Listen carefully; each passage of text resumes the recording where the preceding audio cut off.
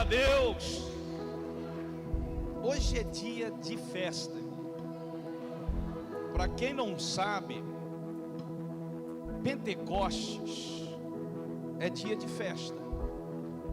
Vou explicar já já para você. Por isso que nós estamos em festa hoje.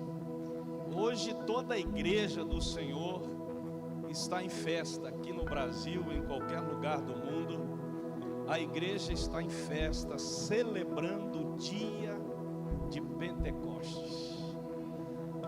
Aleluia. Por isso você está vendo tanta coisa linda. E graças a Deus, Deus está presente e agindo nesse lugar.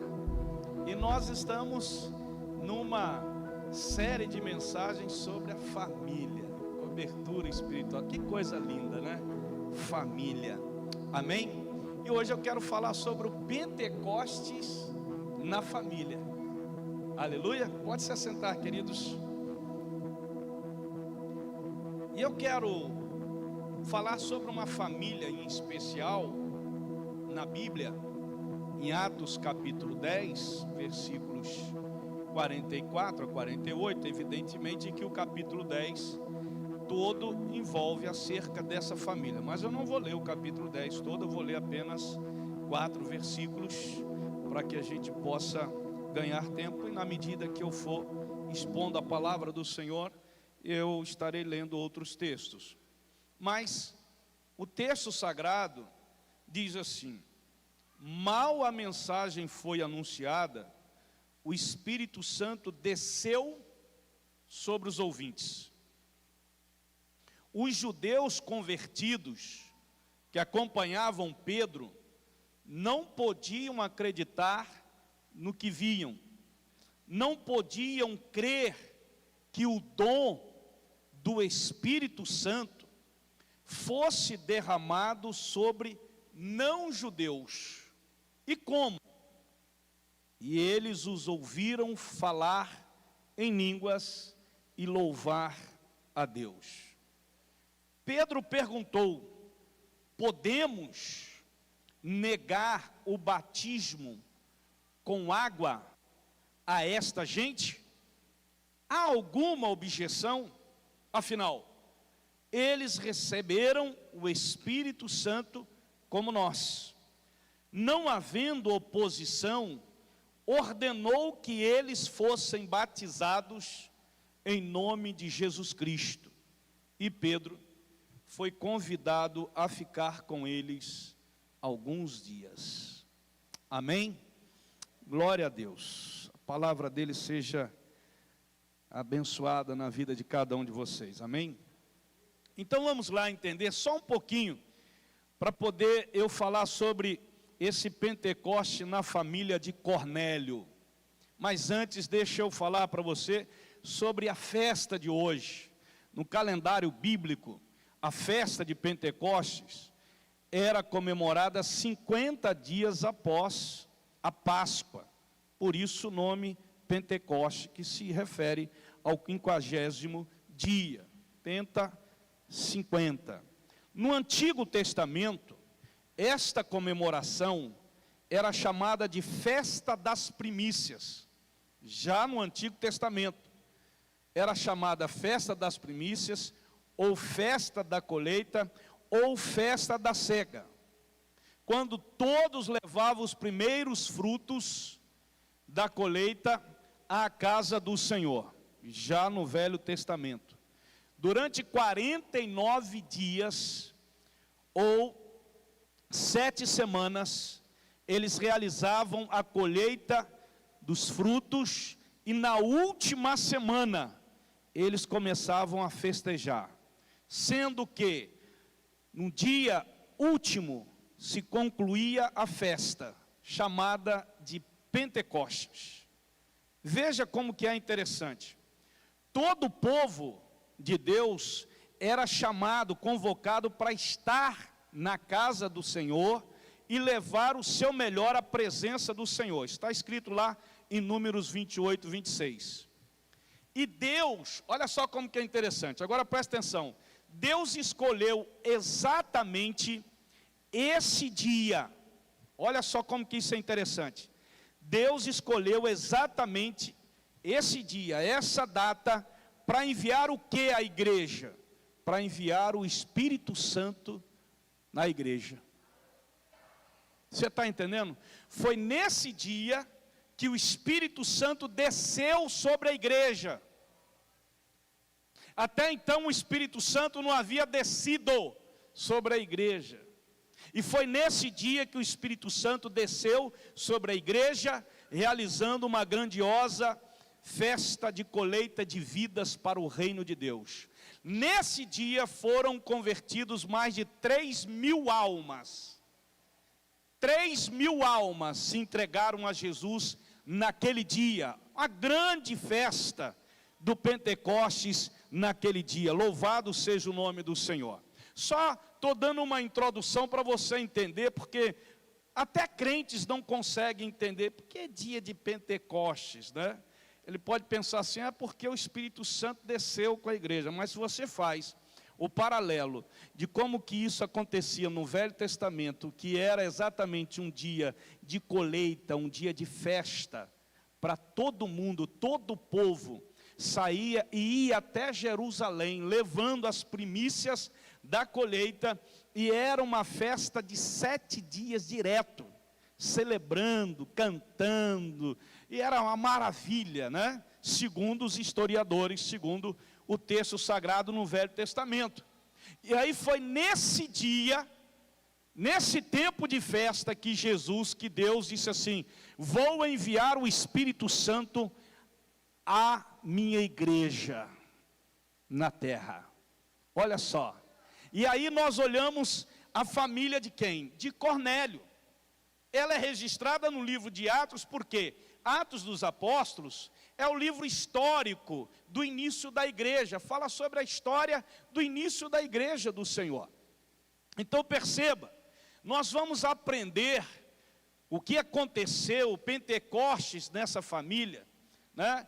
Como que foi o caminho do Pentecostes para esta família, para acontecer nesta família. O que muitas famílias hoje precisam é da presença do Espírito Santo na vida delas.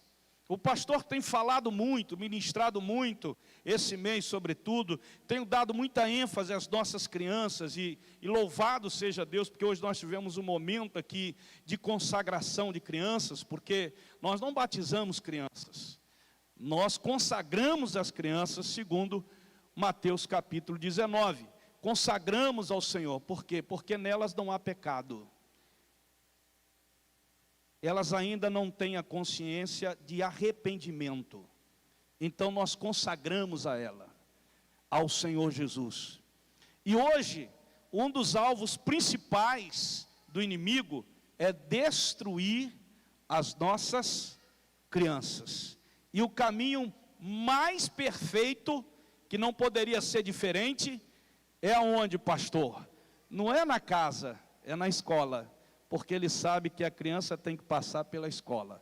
Mas a escola que ensina é a escola da casa. É a sua casa, seu pai, sua mãe. Louvado seja o nome do Senhor. Amém? Então perceba, vamos ver qual foi o caminho que foi trilhado no Pentecostes para aquela família de Cornélio, que ainda, embora eles ouviram falar dos milagres, das maravilhas, das mensagens de Jesus, mas eles eram gentios, eles não eram judeus. Jesus veio para os judeus, assim a Bíblia confirma. Mas mesmo Jesus vindo para os judeus, ele não deixou de atender os gentios. E Cornélio e sua família era gentílica. E aí eu quero mostrar para você esse caminho. É um caminho fácil, que se pode se trilhar, para que você e sua casa experimente, né, o Espírito Santo, a ação do Espírito Santo. Bendito seja o nome do Senhor. Interessante, irmãos, que tem muita gente precisando de Deus. Não é de Deus, de crer em Deus, porque todo mundo crê em Deus. As pessoas estão precisando da manifestação do poder de Deus na vida deles. Eu tive que sair, atender uma situação, e de repente encontro um senhor, que ele disse assim: o senhor é o pastor da igreja? Eu disse assim: sou. E ele veio, me cumprimentou, e já com os olhos cheios, lacrimejado, né, ele disse assim: nossa, eu entrei hoje aqui, eu estou sentindo algo diferente da minha vida. E ele me fez um apelo. Ele disse assim: pastor, eu passo sempre aqui na frente, e eu digo assim: olha, eu quero ver eu e a minha família aqui na igreja. Pastor, me ajuda em oração. Eu chamo, mas eles não vêm. Eu disse: a partir de hoje você não vai chamar mais, você vai orar e profetizar, e eles vão entrar. Hoje nós estamos encerrando 21 dias, toda a igreja, de jejum e oração, pela salvação das famílias, amém? Encerramos hoje meio-dia, 24 horas ininterruptas de oração, desde ontem meio-dia, as células envolvidas, toda a igreja envolvida. Sabe, querido, por quê, pastor? Porque a gente crê no poder de Deus. Esse homem entrou hoje aqui, já sentiu isso, e ele disse assim: o senhor me ajuda nisso? Eu disse: eu vou orar com o senhor também. Tenha certeza, não chame mais, só profetize, ore, declare. O Senhor vai salvar a sua casa, a sua família. Porque tenho certeza que se eu chegar para a família dele e falar de Jesus, eles vão dizer assim: não, a gente já ouviu falar de Jesus, mas eles não sentiram ainda o poder de Jesus na vida deles. E eles vão sentir o poder como? Através da oração. A oração, sabe, querido? E muitas vezes você pensa: pastor, isso nos deixa impotentes, não é? Eu posso concordar com você da impotência humana, mas eu não posso concordar com você da impotência divina, porque Deus é poderoso, sabe? E a Bíblia fala sobre isso. Então, o primeiro caminho que aquela família fez para experimentar o Pentecostes foi o caminho da oração e do jejum. Pastor, olha o que o texto diz: morava em Cesareia um homem de nome Cornélio, centurião da corte chamada italiana. Ele era romano, ele era gentílico, piedoso e temente a Deus com toda a sua casa. Não era só ele não, e que fazia muitas esmolas ao povo, e de contínuo orava a Deus. Olha só, oração. Existe um outro texto que fala que ele não só orava, mas também jejuava. Mas nós olhamos exatamente nisto. Naquela família havia o quê? Havia um temor a Deus. Eles já oravam a Deus, sem conhecer Deus, sabe? Mas eu tenho certeza que ele já ouvia falar dos milagres, das maravilhas que Jesus fazia, através dos apóstolos. E aquele homem orava, aquele homem jejuava, a sua casa, a sua família era temente a Deus. Tem muita gente que entende, irmãos, diz assim: não, pastor, eu também tenho temor a Deus. Eu só entendo que a pessoa tem temor a Deus quando essa pessoa faz a vontade de Deus. Quando ela diz para mim: eu temo a Deus, mas não faz a vontade de Deus, para mim ela não teme a Deus. Porque quem teme a Deus faz a vontade dele. E aquele homem fazia, diz a Bíblia, que ele orava, que ele buscava a Deus. Ele e toda a sua casa. Então você não precisa vir na igreja. O próprio Jesus diz assim: olha, entra no teu quarto em secreto, fala com Deus e Deus vai falar com você. Fala com seu pai. Então quantos que são cristãos que não tiram um tempo sequer durante o dia para entrar no teu quarto? Não sei qual pode ser o seu quarto. O seu quarto pode ser o escritório seu, o seu quarto pode ser, não sei. O quarto ali é apenas uma figura para que você se retire e fique sozinho, você e Deus, Deus e você. Mas você conhece quantas famílias hoje fazem isso? Mas dizem que creem em Deus e temem a Deus. Você já percebeu que as pessoas buscam a Deus? São duas coisas da oração delas: socorro e gratidão. Não, eu peço porque a gente está passando por situação. Ou então, quando são gratos a Deus. Mas eles não oram por uma integridade, pelo caráter, pela presença, pelo poder de Deus. Havia naquele homem um temor, embora ele não conhecesse realmente o Deus na vida dele. E o que Deus fez, irmão?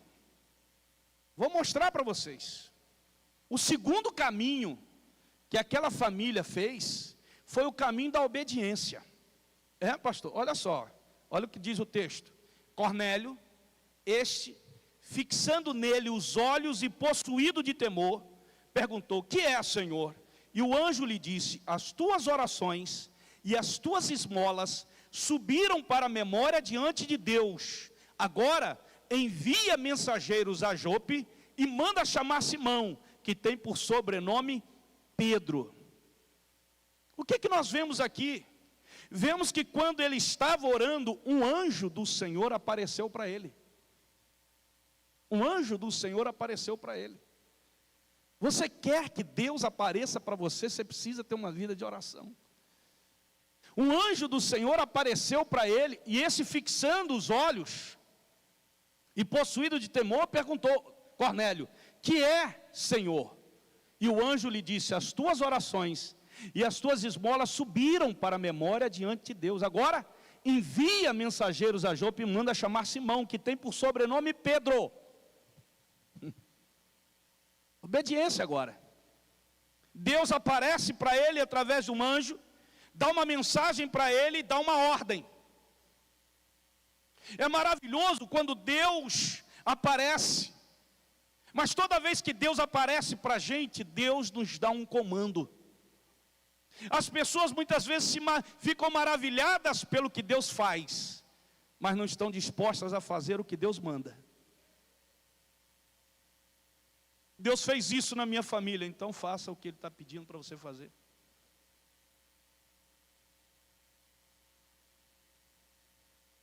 Sabe, meu querido? Isso é importante a gente entender, isso que é palavra. E aqui não se trata de uma religião, aqui se trata de um Deus conversando com o homem, atendendo. E na história encontramos Cornélio, que teve essa visão de Deus. E Deus falou assim: vai, manda chamar Pedro, Simão, que tem por nome Pedro. Ele está em Jope. E sabe o que Pedro estava fazendo naquela hora? Diz o texto que ele estava orando ao Senhor. E Deus lá apareceu a Pedro e disse assim para Pedro: Pedro, você vai na casa de Cornélio, vai chegar aqui, vão chegar aqui 3 varões, eles vão trazer uma mensagem minha para você, e você vai com eles à casa de Cornélio. Meu irmão, talvez você não entenda, mas você vai entender agora. Um judeu entrar na casa de um gentil, isso não acontecia de jeito nenhum.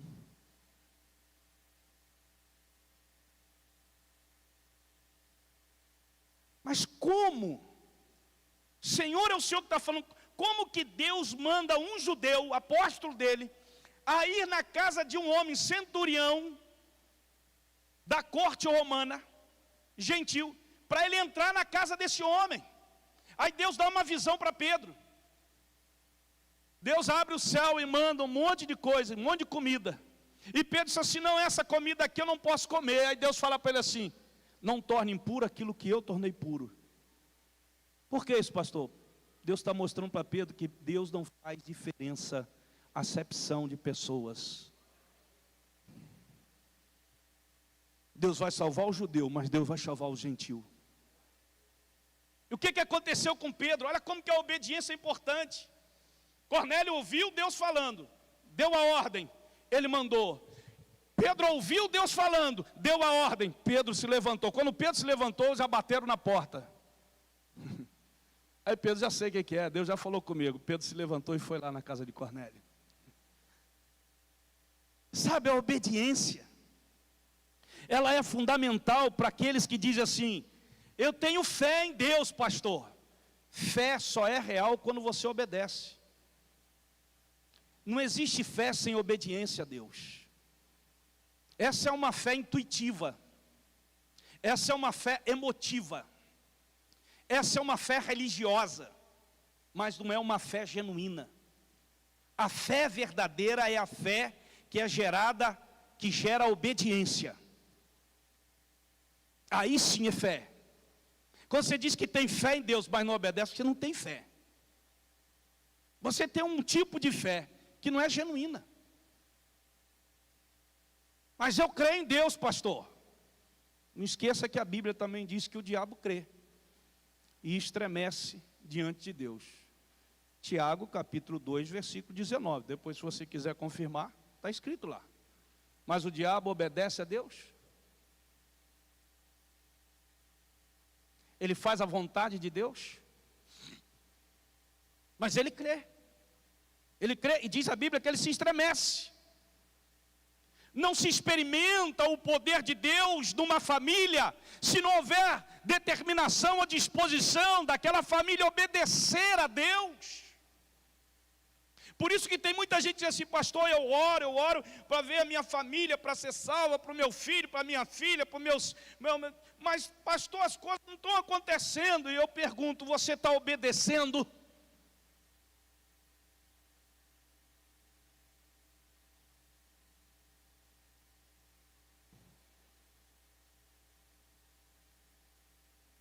Temos que encontrar uma resposta.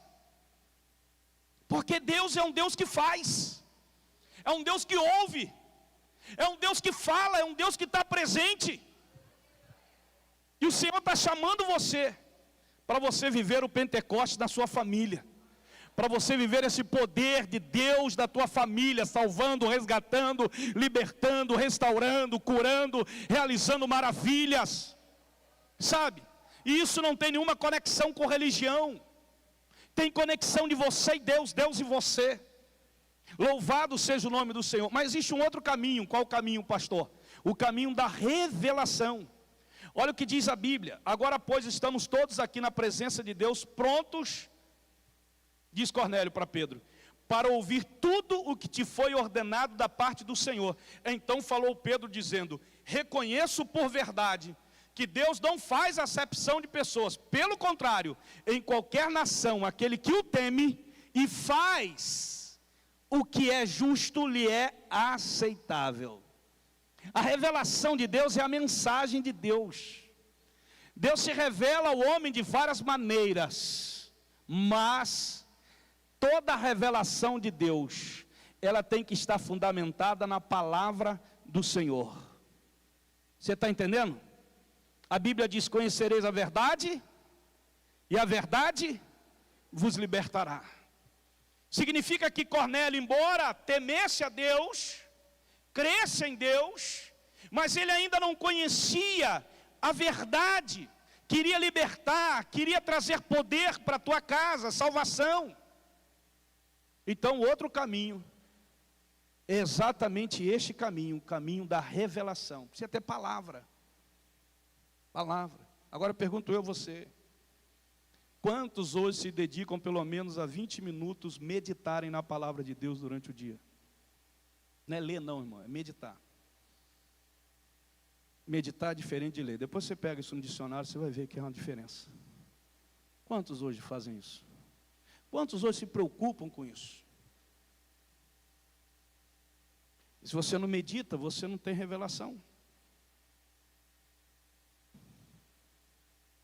O outro caminho na história dessa família é o caminho da salvação. O que veio naquela casa? Salvação. Ainda Pedro falava essas coisas. Olha a revelação que traz. Quando caiu o Espírito Santo sobre todos os que ouviam a palavra revelada gera salvação. Deus tem salvação para a tua casa.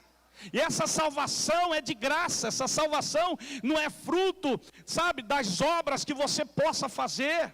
Essa salvação, ela é de graça, o Senhor dá. Mas você precisa ter a palavra dEle, porque Deus quer salvar a tua casa. Quando Deus estava na casa de Zaqueu, Jesus falou assim, hoje veio salvação a esta casa. O Senhor quer trazer salvação na sua casa. Porque a salvação não é um ato automático, irmão, e sim uma resposta do homem à palavra que Deus trouxe. Porque tem gente que diz assim, Jesus, pastor, morreu por mim para me salvar. E aí? Você acha então que é automático? Ele já lhe salvou, ele veio para lhe salvar. Ele morreu para lhe salvar. Agora, o ato de você ser salvo depende de você agora, porque a parte dele ele já fez. Agora depende da sua resposta a ele. Então o ato de salvação não é um ato automático. Uma vez que Jesus veio e morreu para nos salvar, logo eu já sou salvo. Essa lógica não existe na Bíblia. Requer que você dê uma resposta.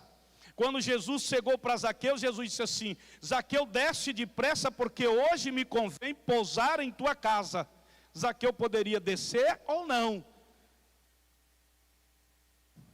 A resposta estava com Zaqueu agora.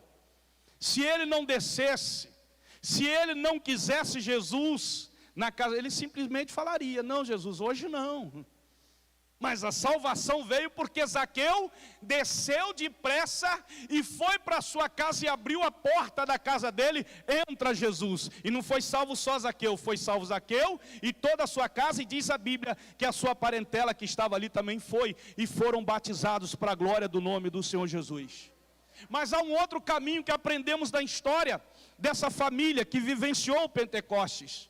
O caminho da gratidão. Eles foram salvos, o Espírito Santo desceu. Porque quando que o Espírito Santo desce numa pessoa, pastor? Quando que o Espírito Santo vem? Quando que você sente isso? Quando você é salvo. Ele vem morar em você. A Bíblia diz que você é o templo do Espírito Santo. Então perceba. E qual o outro caminho? É o caminho da gratidão. Diz o texto: pois os ouviam falando em línguas e engrandecendo a Deus. O que significa engrandecer aqui no grego? Significa reconhecer. Eles reconheciam o que Deus estava fazendo na vida deles naquela hora. A gratidão é uma coisa sobrenatural. Para mim, gratidão é a forma mais profunda e amável de reconhecer o que Deus faz em nossa vida. E aí, quando assim o fizemos, Deus realmente se agrada. Gratidão. Quando eu falo para as pessoas aqui, eu não dou a Deus porque Deus precisa, porque a igreja precisa. Eu dou para a obra de Deus porque eu sou grato pelo que Deus tem me dado. Então tem muita gente que fica discutindo de dar, não dá, porque dá para isso, dá para aquilo. Eu não estou nem aí, irmão, quem vai discutir isso, quem vai dar, quem... Não estou nem aí. Eu estou com a palavra. Eu sou grato a Deus. Eu sou grato a Deus por levantar hoje. Eu sou grato a Deus por ter uma casa toda na presença do Senhor. Sabe, você que é a primeira vez que está aqui, esse rapaz que ministrou é meu filho, ele é pastor aqui na igreja. Aquela menina que estava aqui também orando, ela é ministra aqui na igreja, é minha filha. Aquele que estava na bateria é meu genro, ministro na igreja. Você está entendendo? A esposa daquele que estava aqui é pastora na igreja. Que não está aqui porque está com o Pedrinho ainda. Vão chegar para o segundo culto. Eu reconheço. Então, para mim, nada é difícil. Para entregar para a obra do Senhor, para dar, para ajudar. Nada é difícil. Porque o que Deus me dá não se traduz daquilo que é material. Eu não sou um homem rico. Se traduz em quê? Se traduz em bem imaterial. É aquilo que não tem valor. Isso não tem valor. A minha família na presença de Deus, isso não tem dinheiro que pague isso. Então Deus, você tem que ser grato a Deus. Amém? O último caminho que a gente aprende com esta família, olha só como que é interessante, preste bem atenção, é o último. É o caminho da confirmação. Vou explicar para você.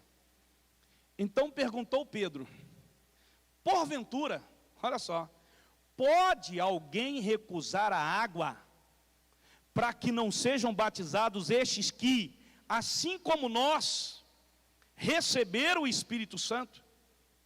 E ordenou que fossem batizados em nome de Jesus Cristo. Então eles pediram para que Pedro ficasse ali alguns dias. O outro caminho, o batismo. Tem gente que diz assim: não, pastor, eu creio em Deus, mas não se batiza. Por que não batiza? Não entreguei a minha vida para Jesus. Não, essa obra Deus fez na minha vida, pastor. Eu sou um homem, uma mulher, essa minha família. Mas por que não se batiza?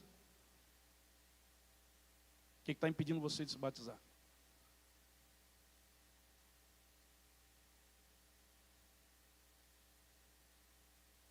O batismo é a forma de evidenciar aquilo que eu experimentei.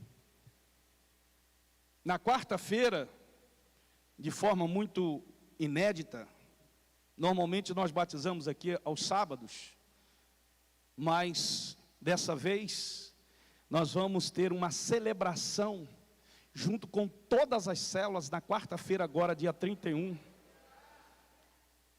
Celebração de quê? Dos batismos. A pastora falou aqui que tem cerca de 50 pessoas, quase 50, lá sendo ministrados, preparados, treinados. A palavra. Vai ter uma festa aqui. O que essas pessoas vão fazer? Essas pessoas vão evidenciar aquilo que elas experimentaram do Senhor na vida delas. A salvação. O batismo é a confirmação de que a aliança que eu tenho é com o meu Senhor, com Deus. E aquela família, querido, toda ela foi batizada. O batismo é essencial na vida de uma pessoa que experimentou o poder transformador de Deus em sua vida. Se a pessoa pode ser batizada e não é, então para mim, ela ainda não foi salva. Não foi. Tem alguma coisa que está impedindo ela. Não é Deus, com certeza. Deus está para te libertar e não para impedir alguma coisa na tua vida. Ele não é um Deus que impede, Ele é um Deus que remove os impedimentos. Você está entendendo? Amém? Amém? Então não há outro caminho. Se queremos celebrar a festa do Pentecostes, é exatamente assim, na minha casa, na minha família. E é isso que Deus quer fazer com você, com a sua casa, com a sua família, em nome de Jesus, amém? Toda a minha família, meus pais que já foram para a glória celestial, também estavam na presença do Senhor. Bendito seja o nome do Senhor. As minhas irmãs que não moram aqui, juntamente com seus esposos e filhos, todos na presença do Senhor. Sabe, o que nós levamos para o céu são pessoas, não são coisas. Você não é uma coisa, você não é um número, você não é um CPF. Você é uma vida que Jesus pagou o preço por você, para que você pudesse ser salvo, salva. E por que enfatizamos a família? Porque a família é a instituição que veio do céu, foi Deus que a fez.